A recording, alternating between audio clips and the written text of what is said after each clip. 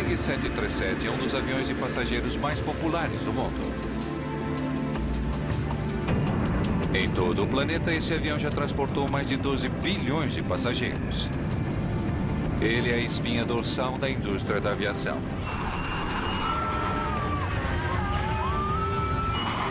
Mas em 1991, o que aconteceu a bordo de um 737 deixou o mundo da aviação envolto em mistério.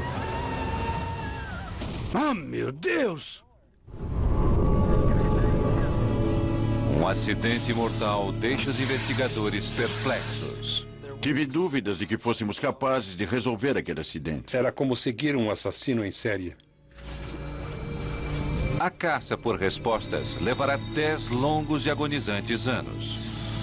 O destino da indústria aérea está em suspense. E o mistério não foi resolvido até que mais 150 pessoas morressem.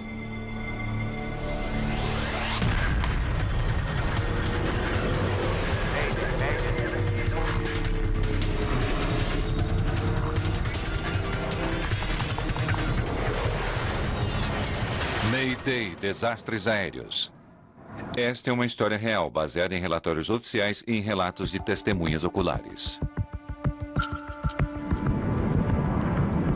Perigo oculto. Dia 13 de março de 1991, 9h40 da manhã. Depois de uma curta viagem de 17 minutos de Denver, o voo 585 da United Airlines está se aproximando de Colorado Springs.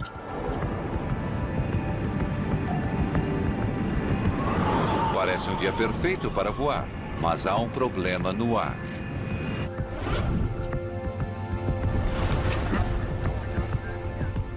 Está um belo dia. É difícil acreditar que o clima esteja tão instável. Houve uma séria turbulência durante o voo e são previstas fortes rajadas de vento sobre Colorado Springs. Nunca fui a Colorado Springs sem ficar doente. Nos controles está o capitão Harold Green, de 52 anos. Um piloto com 20 anos de experiência e excelente reputação. A copiloto de Green é Patricia Eidson, de 42 anos. Ela é uma das primeiras mulheres a pilotar um avião na história da United. Comissários, preparar para a aterrissagem.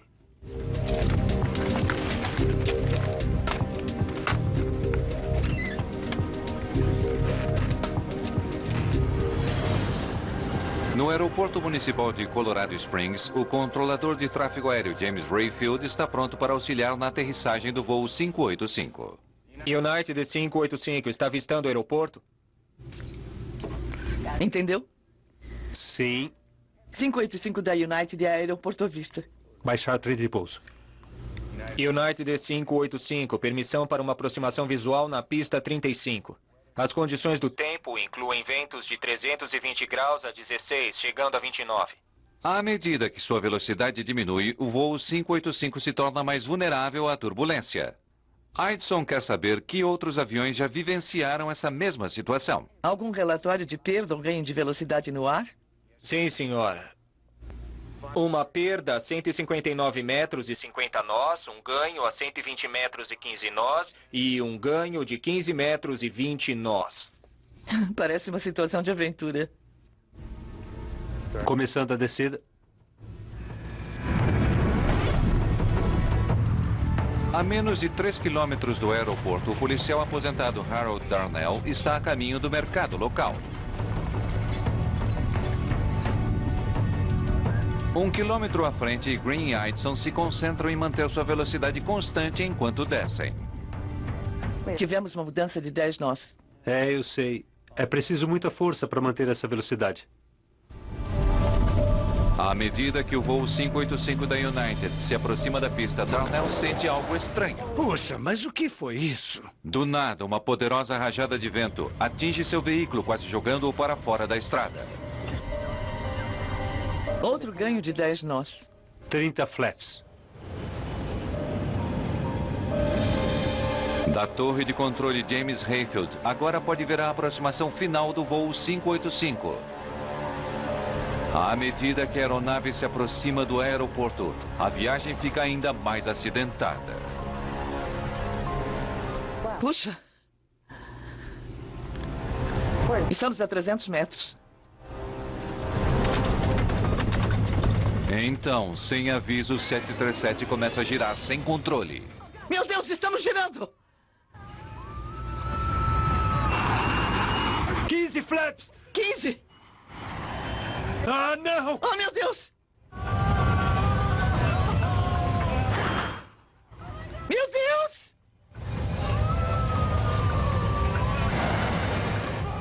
Meu Deus! Ah, meu Deus! Acidente! Acidente!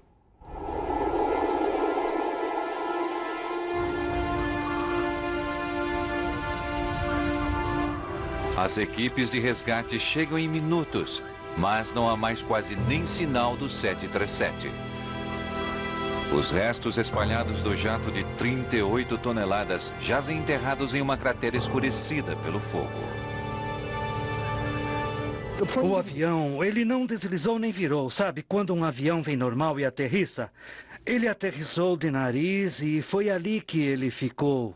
Eu cheguei aqui e vi uma coisa terrível. Horrível. Não há sobreviventes. Todos os 20 passageiros e os 5 tripulantes morreram instantaneamente devido ao impacto em alta velocidade e à explosão do tanque de combustível do jato. Em 10 violentos segundos, Colorado Springs se tornou o local de um dos acidentes mais misteriosos da história da aviação.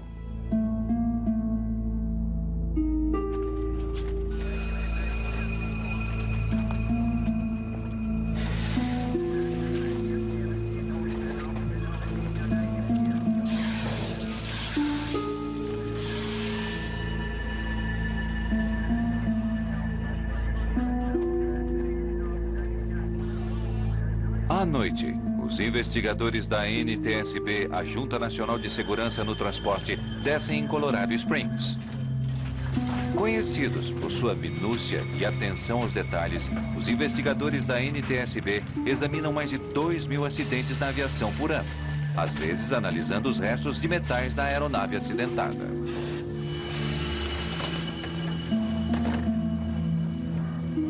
Enquanto os coronéis marcam a localização dos restos humanos em vermelho, os investigadores da NTSB marcam os restos de metal em amarelo, procurando por pistas que os ajudem a resolver o mistério do voo 585.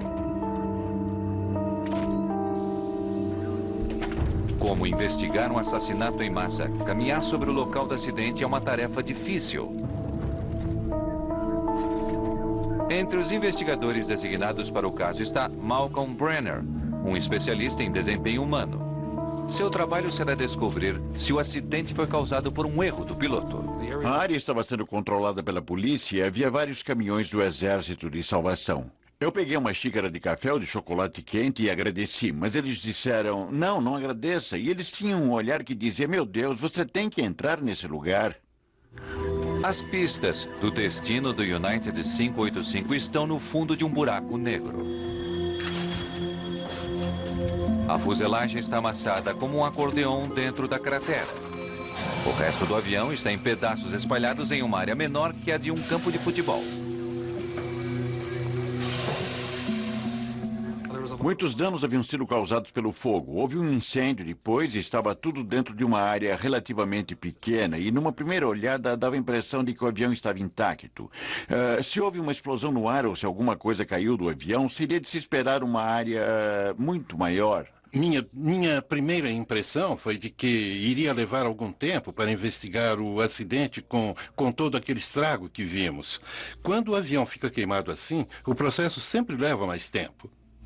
Mas estando apenas no começo de seu trabalho, os membros do NTSB não fazem ideia de que o caso do 585 se tornará a mais longa investigação sobre um acidente na história da aviação.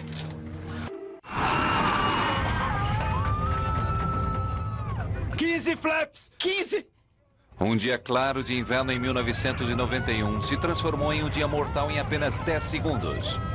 Momentos antes de aterrissar em Colorado Springs, o voo 585 da United Airlines despencou do ar a 370 km por hora. Acidente! Acidente! Todos os 20 passageiros e os 5 tripulantes morreram.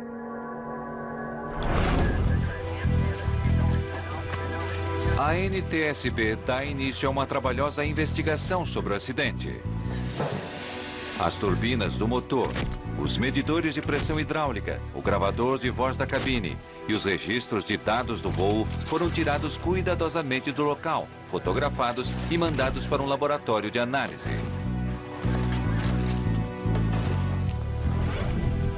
Um importante primeiro passo na investigação é analisar o gravador de voz da cabine. Sendo que o erro do piloto é a causa de 70% dos desastres aéreos, o trabalho de Malcolm Brenner é ver que papel os pilotos Green e Eidson tiveram nesse acidente. A tripulação era, e eu senti isso na época, uma das mais impressionantes com as quais eu já havia lidado. Havia um certo relaxamento, um pouco de humor. O capitão disse: Eu nunca fui para Colorado Springs sem ficar doente. A copiloto sugeriu que eles adicionassem uma velocidade extra para uma margem de segurança. O capitão concordou. Havia uma boa interação. Entendeu? Sim. 585 da United e a Aeroporto Vista. Baixar trem de pouso. Essa tripulação era excelente, pega de surpresa, sei lá. Então reafirmo que minha primeira impressão é que esse acidente teve uma situação de falha no equipamento. À medida que se conhece mais sobre o acidente do voo 585, a falha mecânica vai se tornando um forte suspeito.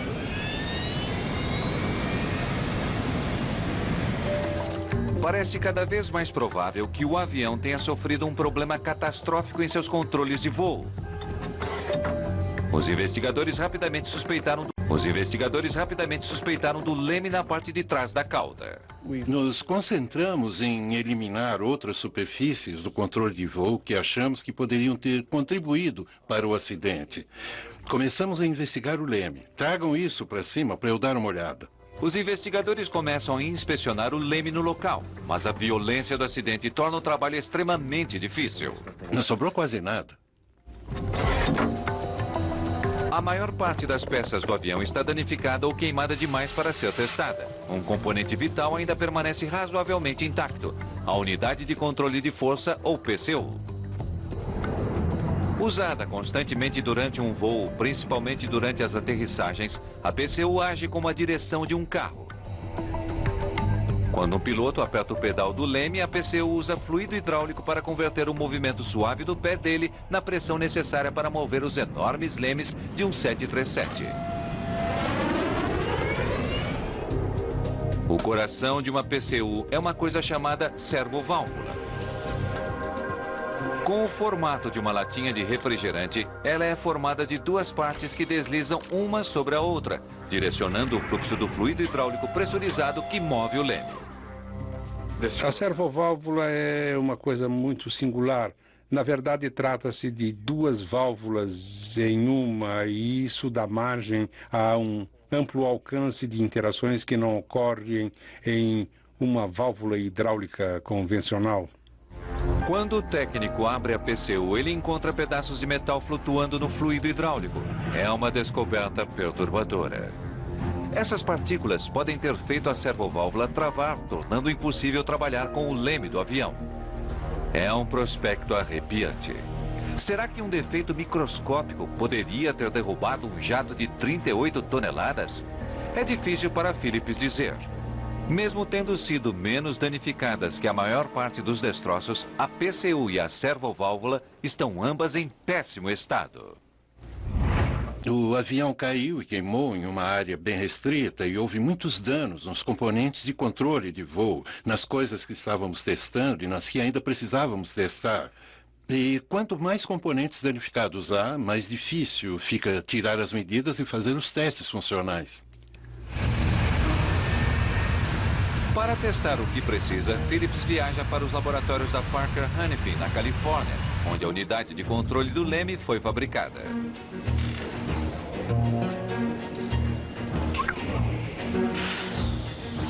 Os curiosos pedaços de metal flutuando nas câmeras da PCU são descartados. Phillips é informado que os filtros os mantêm fora da delicada servoválvula que direciona o fluido e move o leme. Nada mais é encontrado que possa explicar os repentinos movimentos do leme no voo 585. Não tínhamos a mínima indicação ou informação para onde pudéssemos apontar e dizer que a unidade de controle do leme, a servoválvula ou outra parte do sistema tenha causado aquele acidente.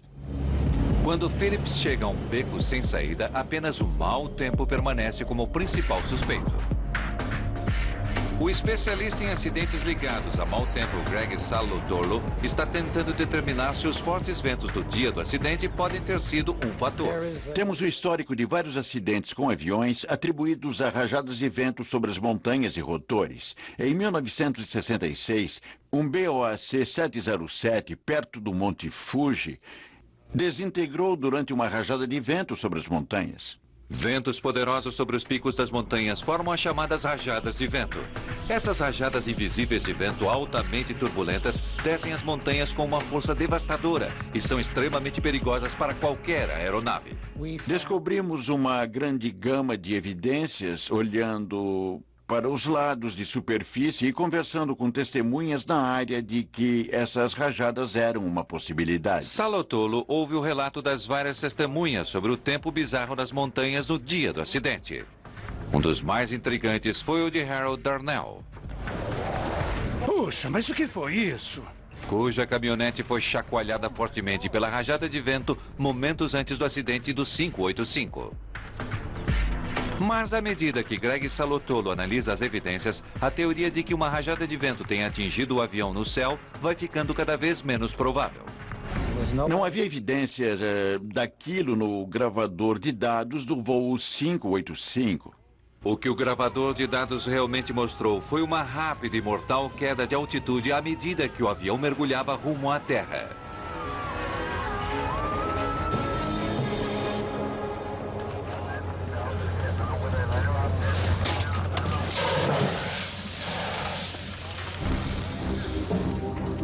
Faz 21 meses que a investigação sobre o acidente do voo 585 da United começou. Quase 2 anos em que a NTSB vem estudando a tripulação, o tempo, o leme e as milhares de outras evidências. Eles ainda estão de mãos vazias. Apenas pela 4ª vez em sua história, a NTSB publica um relatório no qual afirma não ter chegado a uma solução. A causa do acidente do voo 585 é indeterminada. Dedicamos muito tempo e esforço nessa investigação, mas ainda assim não sabíamos o que tinha acontecido. Era como se eles estivessem atrás de um assassino em série. Ele estava frustrado por não ter resolvido o mistério daquele acidente. Ele não queria que acontecesse outra vez. Mas quase 2 anos depois da publicação do relatório do voo 585, o assassino ataca novamente. Às 7 da noite, em um dia claro e sem vento, o voo 427 da US Air se aproxima de Pittsburgh. O capitão Peter Germano e o primeiro oficial Chuck Emmett estão se preparando para a aproximação final. Deveremos estar no solo em cerca de 10 minutos. O céu está limpo, com um pouco de nevoeiro. Comissários, por favor, preparem-se para a aterrissagem. Verifiquem seus cintos de segurança. Obrigado. US Air 309, descendo e mantendo 1.800 metros. À medida que se aproximam do aeroporto, os pilotos estão atentos a outro voo cerca de 10 quilômetros à sua frente. Verificando o tráfego aéreo. Virando a 100 US Air 427. Estou vendo um jato que... À medida que eles atravessam a turbulência deixada para trás pelo outro jato, seu avião de repente, de maneira alarmante, começa a girar à esquerda.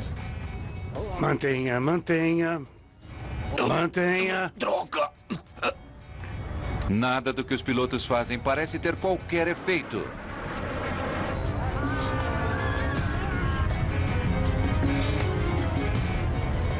Mas o que é isso? O que é isso? Que droga!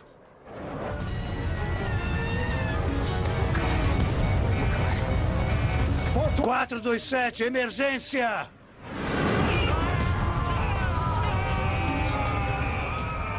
Que droga!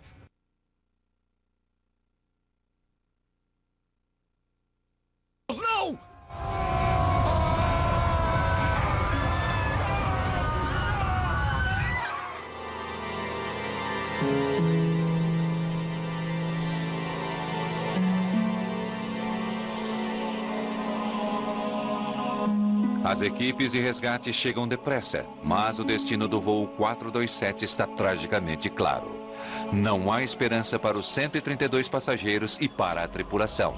Os restos humanos são tão terríveis que as autoridades declaram o local do acidente biologicamente perigoso. O acidente do US Air 427 foi o primeiro acidente nos Estados Unidos onde foram usadas roupas especiais. Isso tornou as coisas mais difíceis. Essas roupas eram desconfortáveis, quentes, e até hoje, quando eu calço um par de luvas de borracha, por alguma razão sou transportado para o local do acidente em Pittsburgh. O capitão John Cox, um piloto de 737s e especialista em sistemas de voo pela Associação de Pilotos de Aeronaves, é convidado a se juntar à equipe de investigação sobre o acidente do voo 427. À medida que os coronéis tentam coletar restos humanos, o investigador-chefe da NTSB, Tom Halter, já sabe que sua caçada por pista será longa e dolorosa. Quando nós chegamos ao local do acidente, não havia aeronave ali, só havia pedaços dela. Não havia, na verdade, uma aeronave reconhecível. Com a ajuda de testemunhas oculares, das informações do gravador de dados do voo e do gravador de voz da cabine, os investigadores começam a ver rapidamente algumas similaridades incríveis entre esse acidente e o caso não resolvido do 585. Na verdade, eles parecem ser imagens espelhadas um do outro. Na aproximação final da pista, o voo 585 da United vai para a direita, enquanto que o 427 da US Air vai para a esquerda. Ambas as tripulações são pegas de surpresa. E depois de alguns segundos terríveis, ambas as aeronaves mergulham para o solo. Certamente toda a equipe sabia do acidente anterior com o United 585 em Colorado Springs. Tentamos ficar com aquele acidente no fundo de nossa mente e ao mesmo tempo olhar para esse que se apresentava a nós. À medida que a investigação continua, a lista de similaridades cresce. Os motores do 427 também estavam funcionando na hora do impacto. Mas apesar de todas as semelhanças, havia uma importante diferença. Ao contrário do que aconteceu com o United 585, as condições climáticas do dia do acidente do US Air 427, à medida que ele se aproximava de Pittsburgh, estavam muito calmas. Nós deveremos estar no solo em cerca de 10 minutos. O céu está limpo com um pouco de nevoeiro. Enquanto eu observava as informações do gravador de dados de voo, percebi que a aeronave se aproximava de Pittsburgh. A noite era calma, não havia nenhuma turbulência. Os pilotos estavam tranquilos e falavam durante a aterrissagem. Comissários, por favor, preparem-se para a aterrissagem e verifiquem seus cintos de segurança. Obrigado.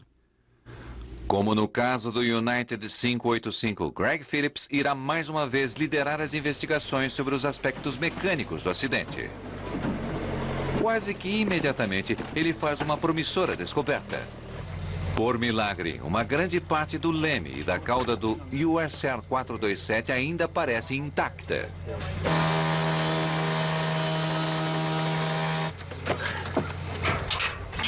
Os aparelhos hidráulicos dentro da cauda também apresentaram poucos danos. Phillips e Halter se preparam para mandar as peças ao fabricante, a Parker Hannifin, para testar o mais depressa possível. Eles precisam de respostas. A pressão sobre a NTSB para desvendar o acidente está aumentando depressa. Não apenas os acidentes dos voos 585 e 427 são terrivelmente similares, mas também ambos envolvem o mesmo equipamento, um Boeing 737. Mas à medida que perguntas sérias sobre a segurança dos aviões vão sendo levantadas, bilhões de dólares e talvez a própria indústria da aviação começam a entrar em risco. Não podíamos conviver com o fato de que, como investigadores, tínhamos o mistério de 2 acidentes com 737s não resolvidos. Essa aeronave é muito usada no mundo todo. Ela leva gente demais todos os dias. Não resolvido não era uma resposta aceitável. Se o acidente do voo 427 foi um acidente indeterminado, não podíamos encontrar a causa desse acidente. Havia uma grande chance de, quer dizer, se houvesse um terceiro acidente com o 737 numa circunstância parecida, haveria uma grande chance de os 737 ficarem no chão. Cuidado com isso.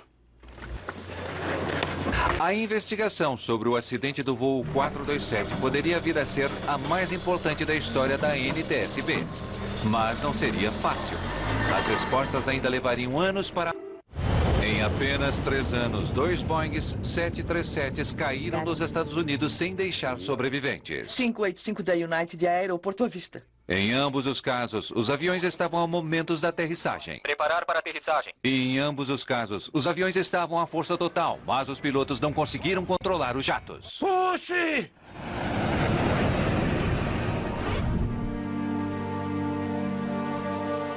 No caso do voo 585 da United, os investigadores da NTSB não conseguiram encontrar a causa do acidente.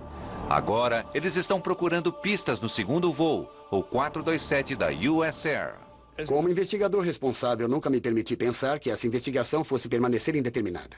Então, continuamos procurando e investigando. Enquanto tínhamos material para analisar, nós não paramos. Para encontrar o assassino, a NTSB não pode se dar ao luxo de descartar nada. Desde a possibilidade de uma colisão com aves como a responsável pelos acidentes, até outras estranhas e bizarras teorias. Eles procuraram até interferência eletromagnética, receberam ligações de pessoas dizendo que poderiam ser os raios da morte da Rússia. Consideraram tudo. Segundo 2 testemunhas, a aeronave começou a descer de repente e a planar antes de explodir. Mas o suspeito principal dos investigadores era a servoválvula, uma peça da unidade de controle que move o leme de um 737 e suspeita de ter causado o acidente do voo 585. A fabricante dessa válvula é a Parker Hannifin. Em seu laboratório na Califórnia, os investigadores olharam dentro da cavidade principal da unidade de controle do US Air. Como na aeronave anterior, eles encontraram pedaços de metal flutuando no fluido hidráulico. Porém, mais uma vez, a Parker e a Boeing repetiram suas afirmações. Os filtros designados para evitar que quaisquer entulhos interfiram com as delicadas partes do metal haviam feito seu trabalho. O investigador Greg Phillips quer ter certeza absoluta. Se os pedaços estavam realmente bloqueando as partes deslizantes, eles deveriam ter deixado minúsculas marcas atrás onde houve o atrito contra o metal. Mas Phillips não consegue encontrar nada. Não encontrei nada. Ok. Phillips faz os técnicos testarem exaustivamente a servoválvula do voo 427. Ele exige quantos testes forem necessários para encontrar uma fraqueza. Se conseguir encontrar uma, ele poderá explicar por que 2 aviões caíram. Mas ele sai de mãos vazias. Aquela unidade passou por todos os testes operacionais. Não havia nenhuma indicação de que tivesse havido alguma falha. Ela tinha operado dentro dos parâmetros esperados. Mais uma vez, os investigadores são forçados a retornar sua atenção aos pilotos. Estudando o gravador de dados do voo, os investigadores sabem que o leme do jato tinha virado totalmente para um lado, o que é chamado de acionamento completo do leme. Estávamos concentrados no leme, em um problema de acionamento completo do leme durante cerca de 20 segundos. Isso pode ser causado ou por hardware, algo desconhecido no hardware, ou pelo piloto. O primeiro oficial, Chuck Emmett, que estava pilotando o 427, realmente pisou fundo no pedal do leme e depois segurou-o enquanto o avião mergulhava rumo à terra. Isso levantou uma terrível questão. Será que ele estava tentando levar o avião para o solo? Estou analisando isso. E sendo o piloto, isso não me parece um comportamento racional. Mas o que é isso? O especialista em desempenho humano Malcolm Bremer ouve as evidências do gravador de voz da cabine. O que é isso? Que droga! Eles tinham microfones na boca e dava para ouvir muito bem, como se eles estivessem falando aqui. Dava até para ouvir sons da respiração. Estou vendo um rastro que... As gravações na cabine indicam que os problemas do voo 427 começaram no momento em que ele atravessou o rastro deixado pelo voo 727 da Delta Airlines, que tinha acabado de passar na frente deles. Aquele rastro assustou os pilotos. Estou vendo um rastro que... O primeiro oficial não fala o resto da sentença. Estou vendo um rastro que... E não há mais conversa sobre esse rastro, nem sobre nada mais. Ambos estão concentrados. O capitão diz, nossa. Nossa. Estava um voo tranquilo e de repente aquilo. Uma interferência momentânea que eles não tinham previsto e com isso os pilotos retomaram os controles e imediatamente acionaram o leme. Nossa. O gravador de voz da cabine registra até o som da turbulência do outro jato enquanto o voo 427 a atravessa. Quando o voo 427 encontra a turbulência, Brenner ouve algo incomum. O primeiro oficial Emmett começa a gemer.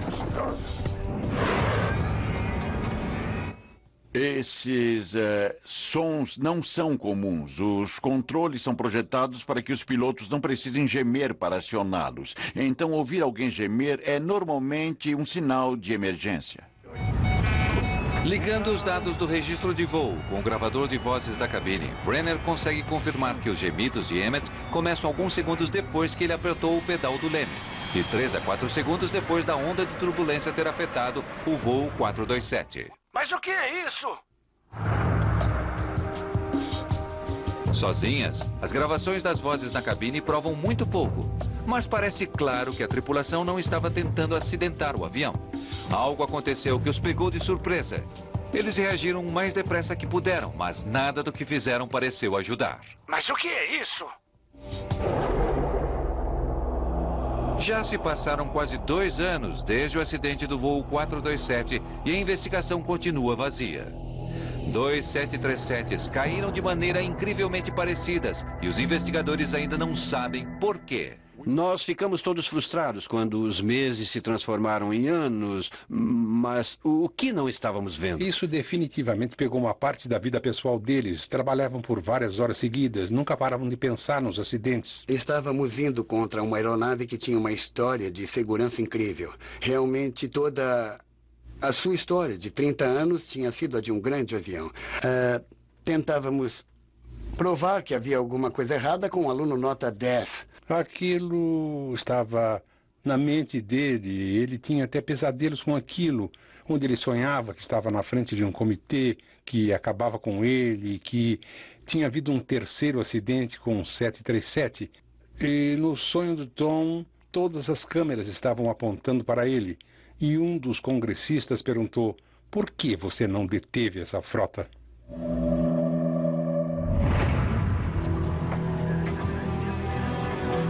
Sem saber onde olhar a seguir e com a trilha de evidências ficando mais fria, os investigadores precisavam de algo nesse caso, e depressa. Eastwind 517, permissão para aterrissagem. No dia 9 de junho de 1996, eles finalmente encontram o que estavam procurando. O capitão Brian Bishop está em sua aproximação final de Richmond, Virgínia, quando, sem aviso, seu jato rola de maneira aguda para a direita.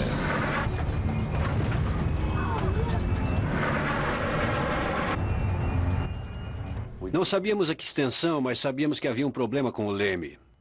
Eu acionei a meia-lua na direção oposta e pisei no pedal do leme. Mas o pedal não se moveu. Por mais de 30 segundos, o 737 voa em estado precário, pendendo para a direita. Enquanto Bishop tenta evitar que ele gire. Então, de repente, as forças desconhecidas que seguravam o jato o soltam, deixando que as asas voltem à posição horizontal.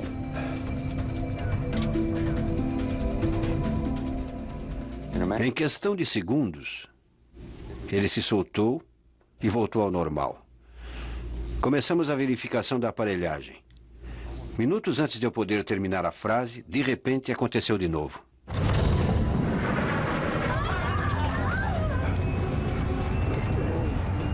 Pela segunda vez, o 737 é empurrado para o lado. Durante 30 segundos horríveis, o 737 assume vida própria.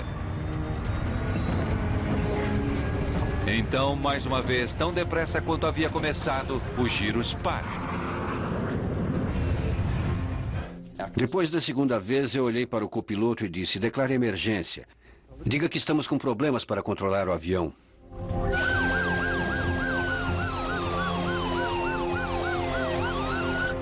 À medida que eles diminuíam a velocidade para aterrissar, o risco aumentava. Se ocorresse um terceiro giro, eles não teriam velocidade suficiente para se recuperar. Num certo ponto, eu disse ao meu primeiro oficial para olhar pela janela. e encontraram uma mancha negra. Era de noite e estávamos tentando evitar pousar sobre um bairro ou uma área habitada. E ele calmamente respondeu: olha, tem um local para pousar ali.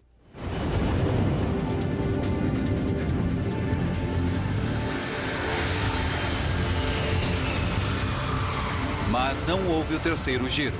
Bishop traz a aeronave 517 até o solo e aterrissa em segurança.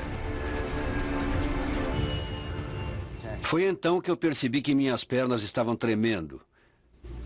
Levamos a aeronave ao portão e eu peguei o microfone para fazer um anúncio para tentar explicar àquelas pessoas o que elas estavam tremendo.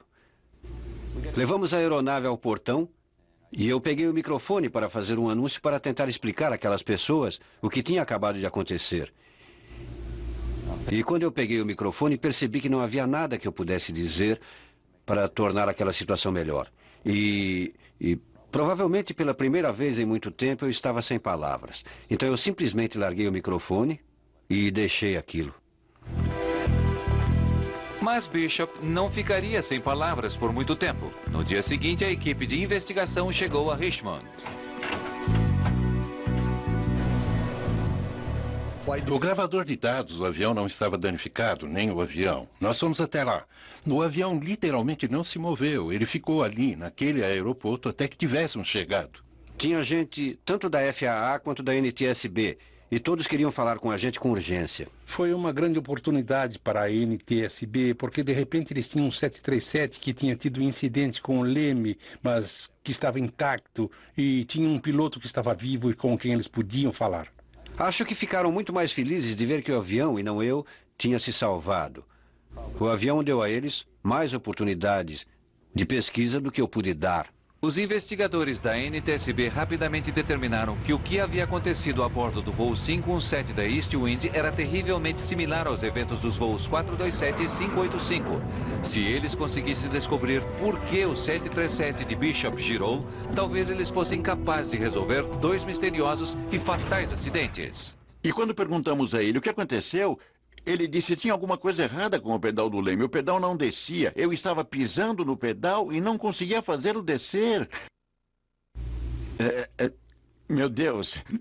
Sendo Bishop a primeira pessoa a testemunhar, os investigadores imediatamente se voltam para os controles do voo do Eastwind. A unidade de controle é retirada, inspecionada e testada várias vezes seguidas. Para a frustração de todos, a unidade executa seu papel perfeitamente. Testamos a aeronave como ela estava intacta. Testamos tudo por completo e fizemos testes de voo com ela. E ela passou em todos. Após uma caçada de 5 anos por provas de um terceiro e misterioso evento com o leme num 737 e de um piloto vivo como testemunha, Tom Halter ainda está sem as provas de que precisa para fechar o caso. Ele decide testar seu principal suspeito, os controles de leme do voo 427, um pouco mais além.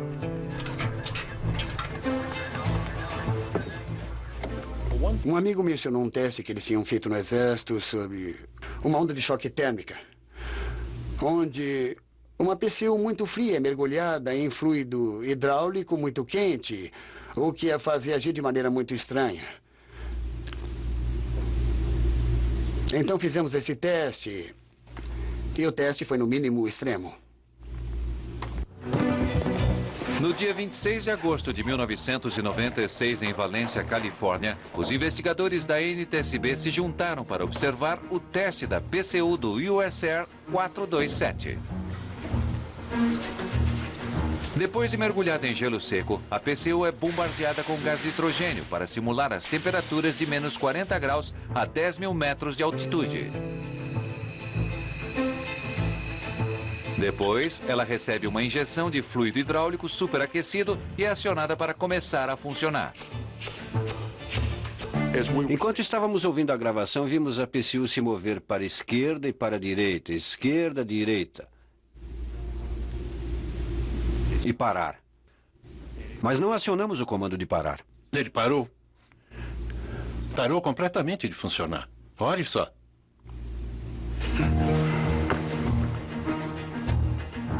O investigador de sistemas Greg Phillips agora pede que a válvula seja desmontada e analisada para saber se há arranhões. Eles não encontram nenhum. Olha isso.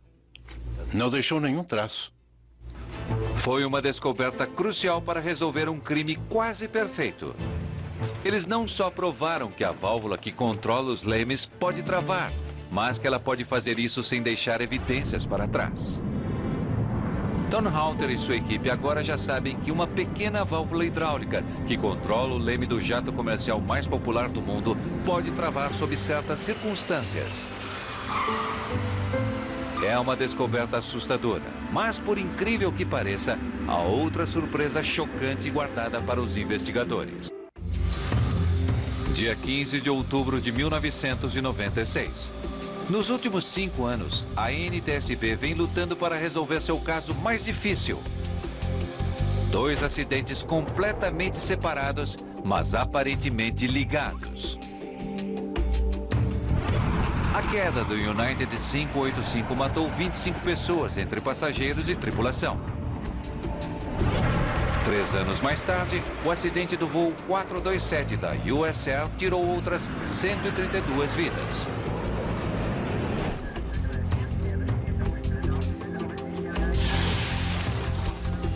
Agora, após examinar centenas de provas, os investigadores fizeram uma surpreendente descoberta. Um novo teste revelou que, sob certas circunstâncias, a válvula hidráulica que move o leme do 737 pode travar. Está travada. Mas as surpresas não terminaram.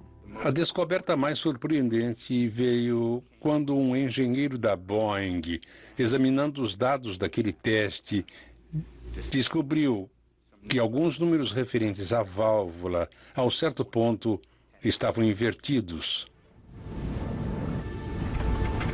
Minha nossa. Foi uma incrível revelação. A servoválvula pode não apenas travar, como também funcionar ao contrário. Isso significa que todas as vezes que um piloto tenta corrigir um giro pressionando o pedal do leme, o leme pode virar na direção oposta, causando um acidente fatal. É como se você estivesse dirigindo um carro. Você vira para a direita e ele vai para a esquerda. Você não descobrirá o que há de errado até ele sair da estrada. E nesses casos, os pilotos enfrentaram algo tão incomum que eles não entenderam o que estava acontecendo. Mas o que é isso? Eles tinham evidências agora que a válvula era regular e que a válvula podia não apenas travar, mas funcionar ao reverso. 427, emergência! Isso explica por que o primeiro oficial Chuck Emmett manteve o pé no pedal, porque ele estava imaginando por que o avião não está indo para a direita, e ele sentiu o avião indo para a esquerda. Até o final, Chuck Emmett aperta o pedal com força na esperança de que o leme o ajude a tirar o avião de sua espiral da morte. Tragicamente, ele não tem como saber que está girando a aeronave diretamente para o solo. Nunca vim a Colorado Springs sem ficar doente.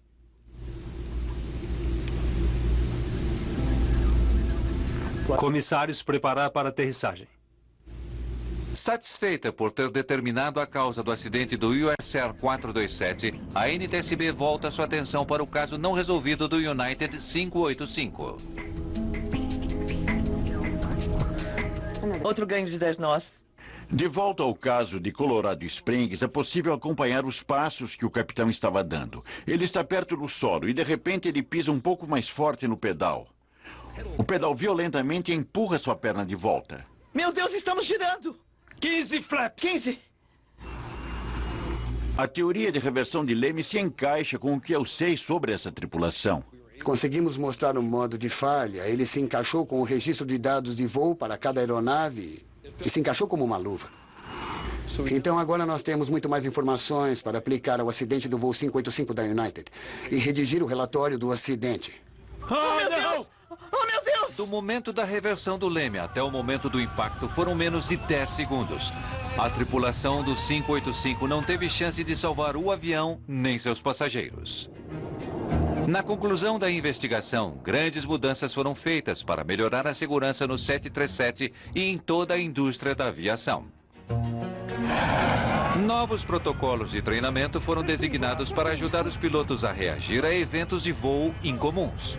Na frota do 737, os pilotos agora são treinados para reagir tanto a acionamento completo do leme quanto a efeitos reversos. Se a tripulação do United 427 tivesse a informação que temos hoje, acredito que teria aterrissado em segurança em Pittsburgh aquela noite.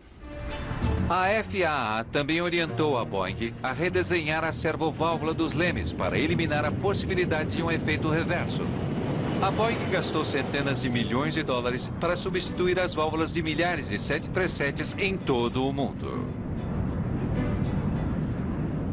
Uma coisa que não gostamos na NTSB é ter um acidente indeterminado, porque se for assim não podemos fazer nada para melhorar a segurança. Então, por causa do acidente do US Air 427 e da United 585, temos uma frota mais segura hoje.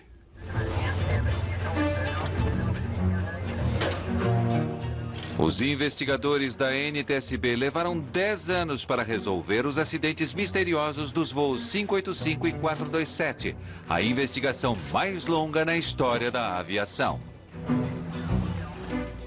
Ainda há gente na aviação que acha que a NTSB não trabalhou direito, mas eu me convenci depois de falar com muita gente, pilotos, engenheiros, pessoas na Boeing e passar muito tempo com os investigadores que fizeram a coisa certa. Desde a substituição das servoválvulas do 737, nunca mais houve nenhum acidente parecido com o mais popular e mais rentável avião do mundo.